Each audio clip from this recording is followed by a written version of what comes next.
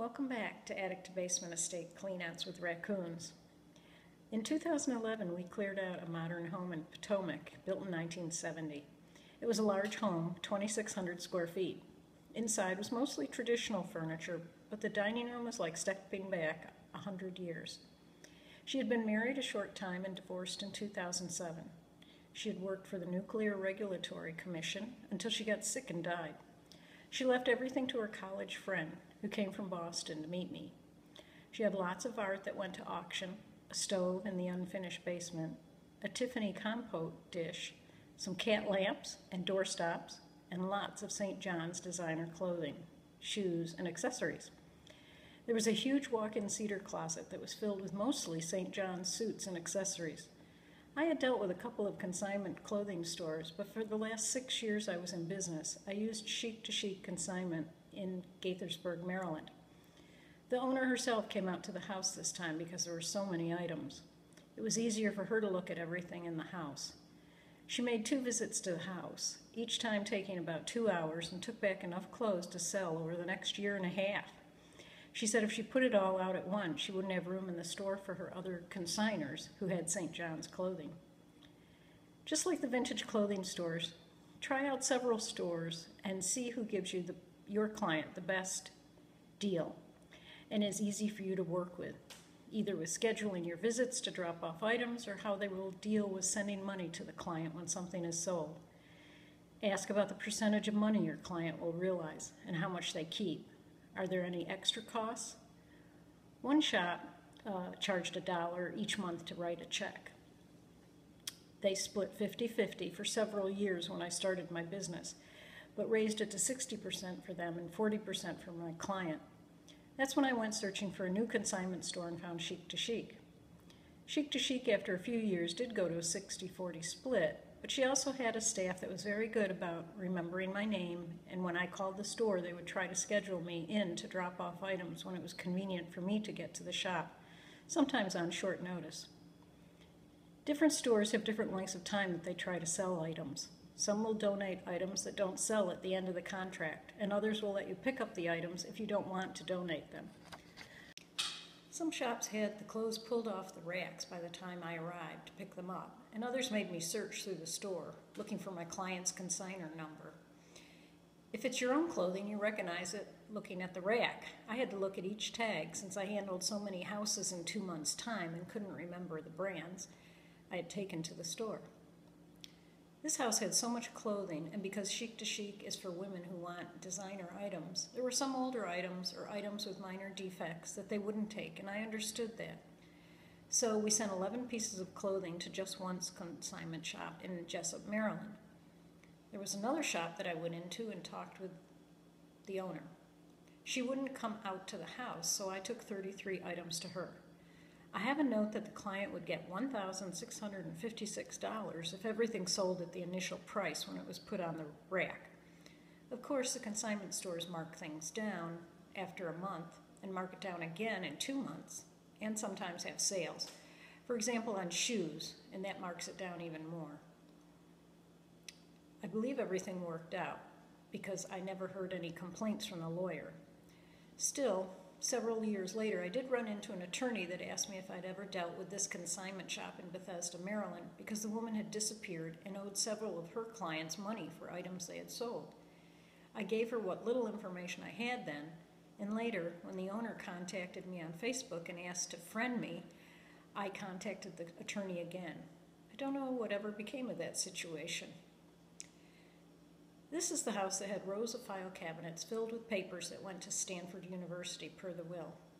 As I mentioned in an earlier episode, I researched the cost of shipping 100 boxes of paperwork using the post office, UPS, and Certified Packaging, a company in Jessup, Maryland that handles small moves under 5,000 pounds. Certified Packaging was the cheapest of the 3, and it even came into the house to pick up all the cardboard boxes we had packed. What a relief to have that done. This job was a real puzzle because I had to research and contact consignment shops, set aside items that were being sent to Massachusetts and other items that were being sent to Vermont, along with the papers to Stanford, and schedule movers 2 auction companies, and several charities. Sheets and towels went to Stepping Stones, which is a homeless shelter in Rockville, Maryland, and furniture and household items went to A Wider Circle, which is in Silver Spring, Maryland. I also have a note we donated items to a preschool. Maybe it was office supplies. When you see the photos from this job, notice the chandelier. It was so pretty that the auction company asked if they could take it down, and the executor, the college friend of the deceased, said yes. I myself like the brown oriental rug.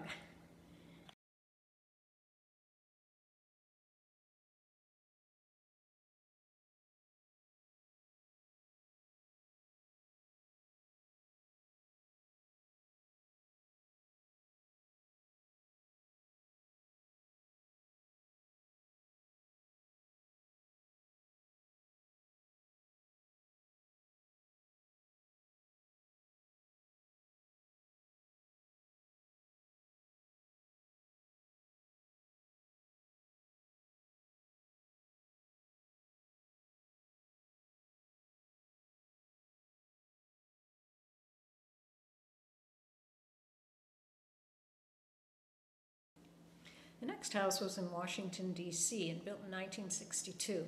A Vietnamese family with 2 sons lived there. I think they were the original owners. When the father died in 2013, I met the 2 sons during an assessment. I was recommended to the sons by an attorney I had done work for in the past. In the house were lots of the mom's Vietnamese ao dai dresses, sorry if I'm mispronouncing that, and the dad's books. In fact, on homemade shelves that were placed along the exterior walls in 4 rows in the middle of the basement were copies of 3 books the deceased man had written. I was told when the publisher contacted him to say they weren't going to be selling anymore and they were going to trash them. The man paid to have them shipped to his house. Some of the copies were shipped by certified packaging to the University of Montana, and others went to the son out of state. The son wanted every book his father wrote shipped to him, as he was going to sell them online a little at a time. I bet there were over 600 books. This was 2013. I wonder if he has sold them all yet. I just looked online and there are 3 different used and collectible books of his for sale. I'm guessing some are being sold by the son. We found many of the books were damaged by humidity and water because the basement was not modern and water came in around the basement windows when it rained. Some books were moldy and were thrown in the dumpster. In Washington, D.C., if you are putting a dumpster on the street, then a permit has to be issued for a certain number of days, and there is a fee. The son arranged this for us. I didn't like to use dumpsters in D.C. because other people like to throw things in the dumpster during the evening and the weekends. At least they didn't do it while we were working in the house. Some houses with flat yards got dumpsters put on the grass if the ground was frozen or we hadn't had rain in a while. There were times when dumpsters had to go in the driveway, which meant we had to park in the street and carry items like clothing going to vintage or consignment shops out to our cars, which could be tiring, freezing, or if it was raining, we and the items would get wet. This job took 99 hours with 4 helpers. I can still picture myself down in the basement with the movers packing boxes of books. I believe I tried at first to send the dresses to a woman who was organizing a Vietnamese festival in D.C., but I can't remember if that worked out or not. I do have a note that some of the women's clothing went to Polly Sue's vintage shop in Tacoma, Maryland, but that was probably not the Vietnamese dresses. Furniture and art went to Weschler's auction house in D.C. After the dumpster was full and taken away, we had to call in Junket Dump It to take away a small amount of trash. And for an extra $40, he also took some leftover furniture and boxes to a charity. I don't seem to have any photos of furniture, but I do have a few of the dresses. Well, that's enough for today. Please click like if you found watching this worthwhile, and subscribe if you'd like to get notifications when the next episode comes out. Thanks. Goodbye.